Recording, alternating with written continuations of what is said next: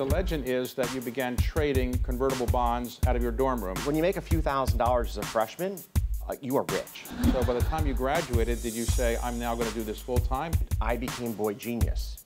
Now, I knew I was boy lucky. How does somebody invest with Citadel? I'm going to be the bearer of bad news. We've been closed for a long time. Even from interviewers, you wouldn't take any money. Your parents must be very proud of you. I'm certain Mom's proud of me. Does she ever say, well, where do you think the markets are going? Where should I invest? Mom's all set. Okay.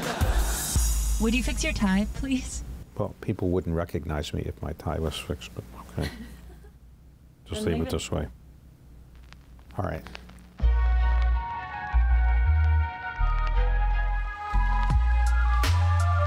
I don't consider myself a journalist, and nobody else would consider myself a journalist. I began to take on the life of being an interviewer, even though I have a day job running a private equity firm. How do you define leadership? What is it that makes somebody tick? So let's start with your beginning. You grew up in Florida, is that right? I was born in Daytona Beach. My father worked on the space program. So I grew up in Florida, Wisconsin. We went to Texas for a brief period of time, and then back to Florida for middle school and high school. You applied to many colleges, and you applied to Harvard. Were you surprised to get into Harvard, or do you think you were going to get in? So David, I've spent my entire professional career working on probability. Okay. Right, so odds stocks to go up versus down. So when I applied to college, I played the same game. In the dark ages of using a typewriter, I typed out about 13 different college applications. Okay, and so your chance of getting in each of them, you applied to 13 colleges, or? Right, and I'll get into one of them, hopefully the best I can get into. Now, you were the president of the math club in high school, so I guess you were pretty good at math? I was pretty good at math. Pretty good at math. So you got into Harvard, and when you got into Harvard, did you decide to go there right away, or you wanted to see if the other schools were going to accept you? That is a complicated story. My father's business partner was a Princeton graduate, and Princeton was my first choice, and my father had a falling out with his business partner just before the time you pick where you're going to college. And my dad said it would break his heart if I went to Princeton. And I went to Harvard. Well, that's broken the heart of the Princeton development people, I assume now, because... Well, one of my partners at Citadel, who I've had the pleasure of working with for almost 2 decades, actually served on Princeton's investment committee oversight, and I think he's done wonders to help Princeton feel better. Well, okay. So the legend is that you began trading convertible bonds out of your dorm room. Is that true or not? That is true. So my freshman year, and I'm at Bloomberg, so I need to say a moment of gratitude for everybody in the press. My freshman year, there was an article in Forbes on how Home Shopping Network was overpriced. And having read this article, I went and bought 2 put contracts in Home Shopping Network, and lo and behold, the stock cratered like 30 or 40% shortly after I bought these puts. And when you make a few $1,000s as a freshman, you are rich. Like this is the moment you have dreamed of. And that was what really started my interest in trading. I mean, you had never been that involved in it before? I'd never traded a financial asset before then. Okay, but you know, your classmates at Harvard, they're presumably doing other things, not worried about convertible bond arbitrage, right? So what did they think of you? I was a bit of an anomaly. Okay. I mean, look, my classmates and I were same experiences we all had. We debate politics like rapidly. We would have fun playing soccer in the yard at sunset and hope not to run into a tree. And you'd have your Friday night fun. So it was a college experience, but I spent a lot of time at Baker Library just trying to understand and trying to learn about finance. Okay, so the story is that you installed a kind of receiver in your room so you could receive data. Is that true, or is that a legend? It's true. So this is the early days of Harvard saying no to any form of business on campus.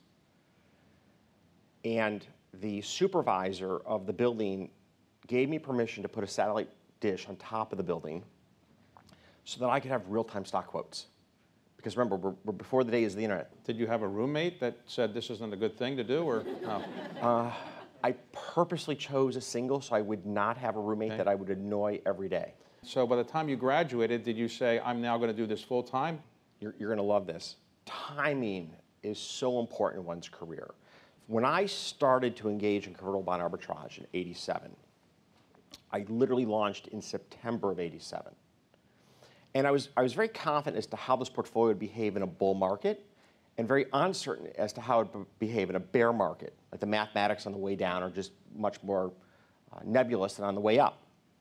And so I was short more stock than my back of the envelope math would tell me to be short. And what happened a month later was the crash of '87.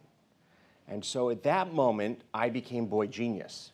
Now I knew I was boy lucky because I was short the market intentionally, but outside investors go, look, this person's a genius. He made money in the crash.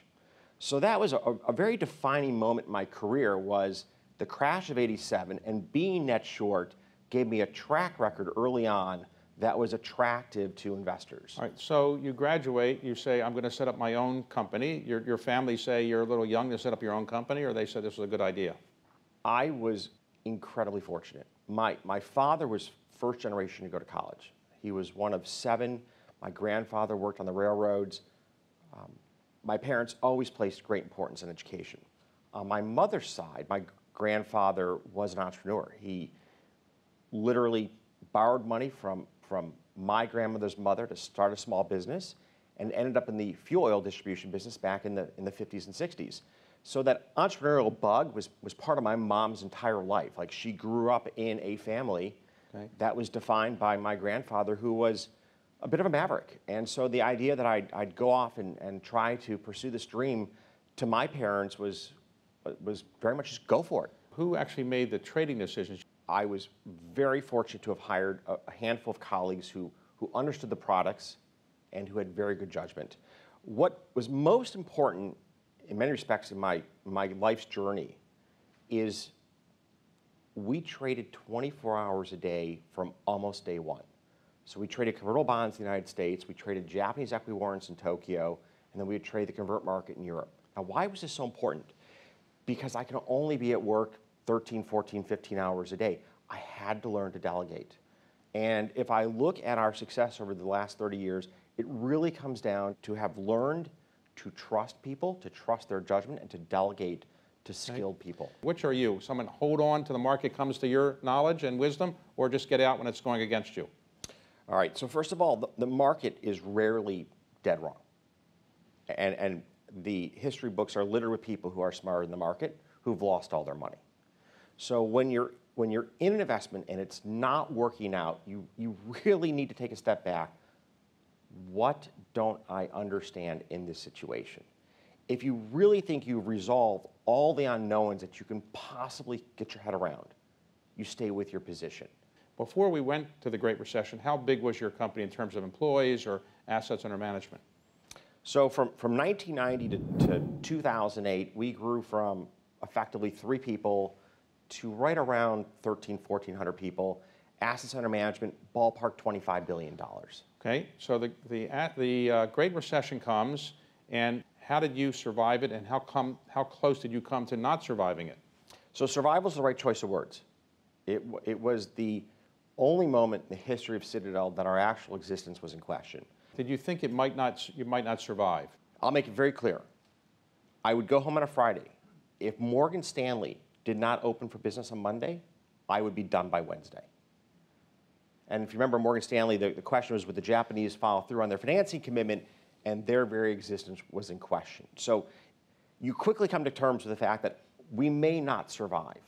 And it may be an exogenous event in some sense that causes us to fail. And I have to accept that reality. And now that I've accepted that reality, what are the best decisions we can make to survive? And that was the playbook we came to work with every day. We are going to fight to survive, knowing we might fail, but we are not going to give up. How does somebody invest with Citadel, and is there a minimum, and how long should they hold the money with you? So I'm going to be the bearer of bad news. We've been closed for a long time. Oh. So we're not actively soliciting new investment. We will... Even from interviewers, you wouldn't take any money? No. Okay.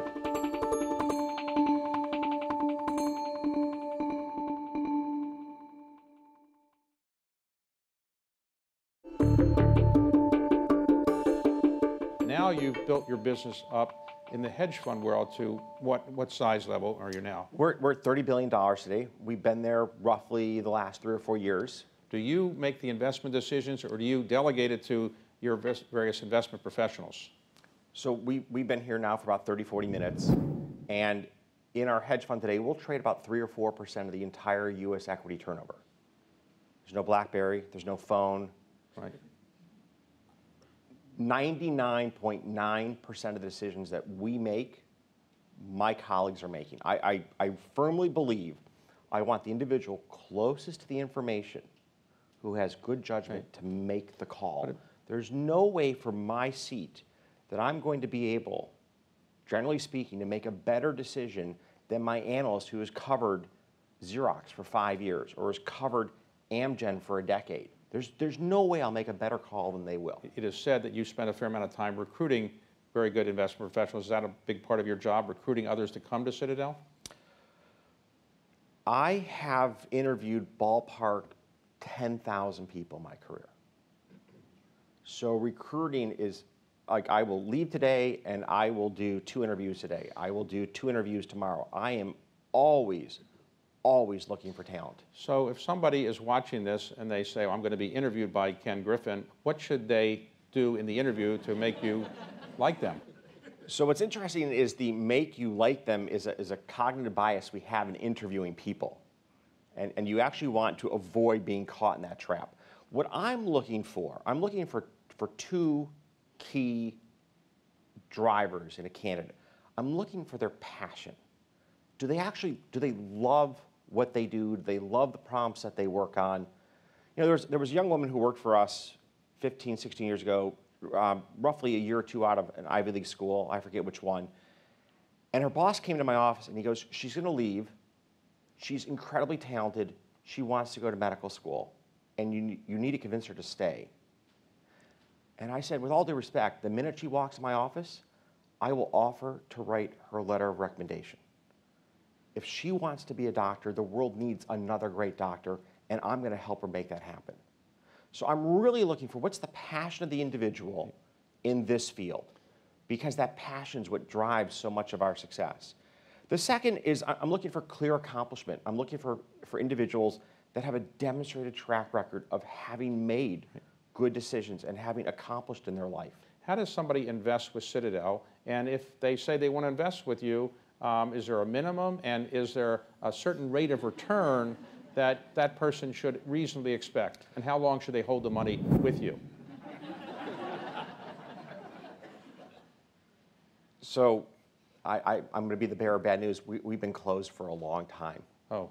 So we're not actively soliciting new investment. We will... Even from interviewers, you wouldn't take any money? No. Okay. You fall into like one of my idol categories. So heroes in my career, well, I'll figure out how to solve for. And I think that's actually an important statement. You know, your success or Henry Kravis' success, those are important stories that help to encourage the next generation to pursue a life with vigor, with passion. So leave that aside. We're closed to new investment. You're closed. Okay. So your wealth has created opportunities for many other things, including philanthropy. How do you decide what your philanthropic gifts are going to be? So first of all, I'm in Bloomberg's corporate headquarters, and Michael Bloomberg's gift to Johns Hopkins makes what I've done seem pretty immaterial. So congratulations, Michael, for really having completely set a new bar for all of us to focus on. Nothing is more important to American competitiveness than education. There's nothing more important. And it starts preschool and goes through our greatest universities. I've done a lot of work in K through 12 education. And the numbers involved are staggering. So if you look at a city like Chicago, we'll spend about $5 billion a year in K through 12 education. Here's what's incredibly regrettable. We know how to educate youth in America. We just choose not to do it. It's heartbreaking. In that arena, I spend much more time on the political front because it's our body politic that is letting our kids down.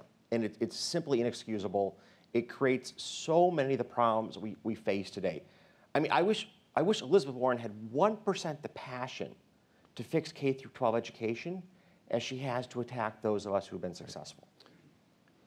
On the issue of higher education, America leads the world. This is not a given. This is not a given that we have the greatest universities in the world, but I want to support excellence in American education. You've been very involved in philanthropy to art institutions. So what is the appeal of art collecting to you, and where do you keep most of your art?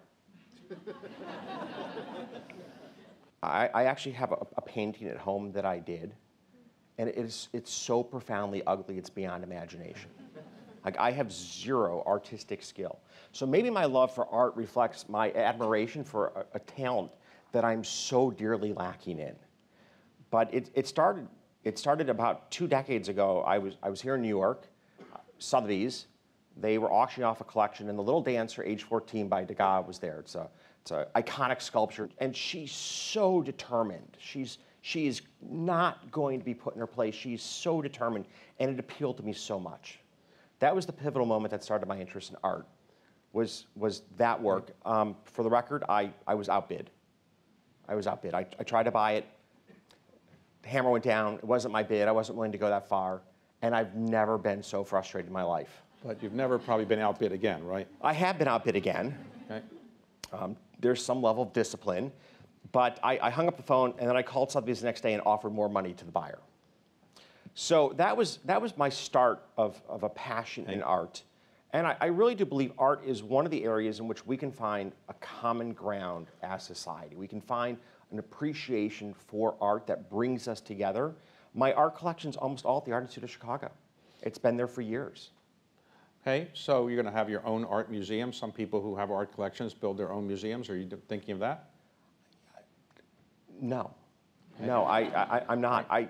For me, the fact that 700,000 to 1 million people a year will have a chance to see some of the greatest works of art of our culture that I'm fortunate enough to own, I have great satisfaction in that. Can you just state what your view is on political matters and freedom and things related to that? It's very important that we as a country embrace freedom of speech, freedom of opportunity, freedom of what our founding fathers put their lives on the line for. That's important to me. And so candidates that really support personal rights, personal liberty on all causes are important to me.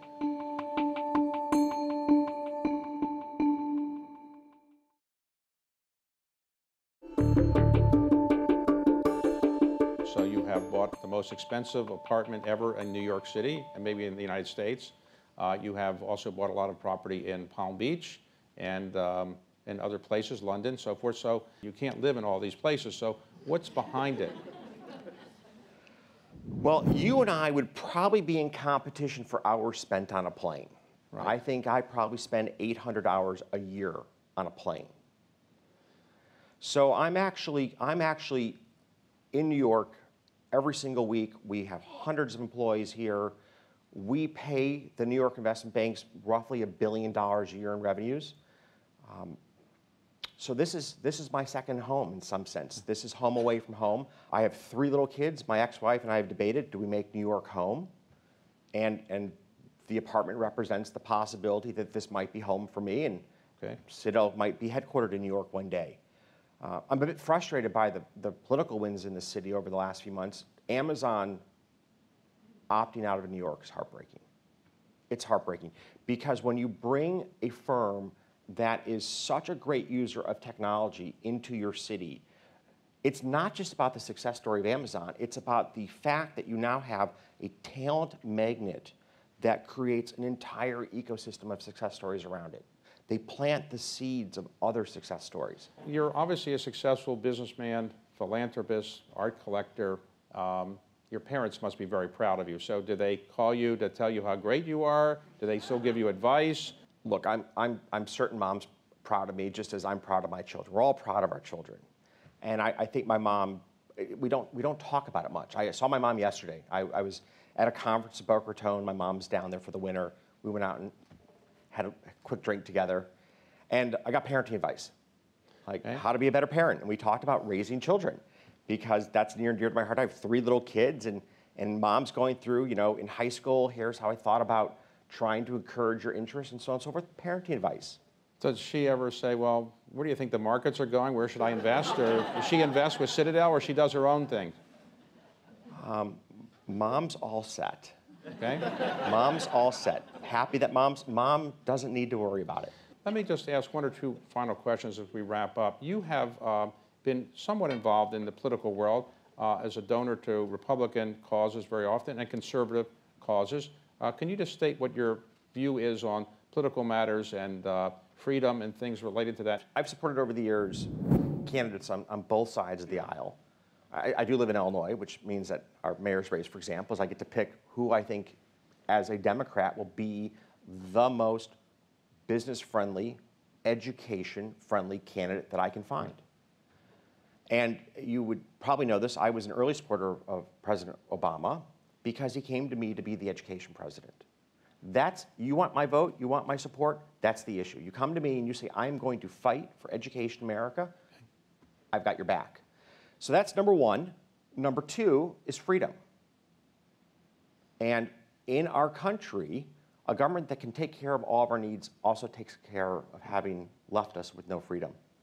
It's very important that we as a country embrace freedom of speech, freedom of opportunity, freedom of what our founding fathers put their lives on the line for. That's important to me. And so candidates that really support personal rights, personal liberty on all causes are important to me. Have you ever be a candidate for office yourself? I don't know. Yeah, we live in a post-altered reality in politics today. Right. Facts no longer seem to matter.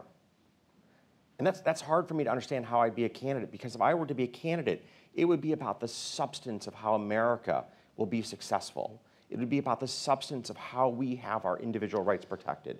And I don't do well in a debate which is untethered to facts. You've obviously got many years ahead of you, but do you ever think what you'd like your legacy to be as you get older? David, I'm 50, for God's sake. I know it's very young, but Bill Gates almost retired pretty much at 50 from running the company, and some people, John D. Rockefeller, retired in the late 40s, so you haven't thought of retiring at a young age, like 50? Rockefeller grew up in a different era.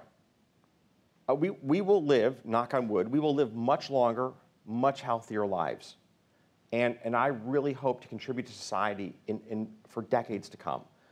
Whether it's in the business realm, whether it's in the philanthropic realm, I want to be relevant to society.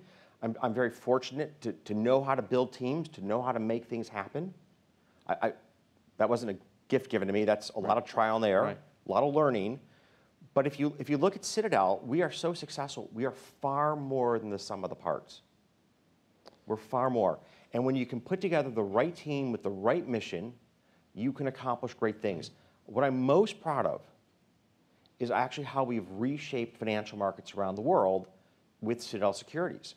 If you look at interest rate swaps, for example, we've helped to create a competitive dynamic that has brought bid-ask spreads down by roughly 80% in the last 10 years. Right.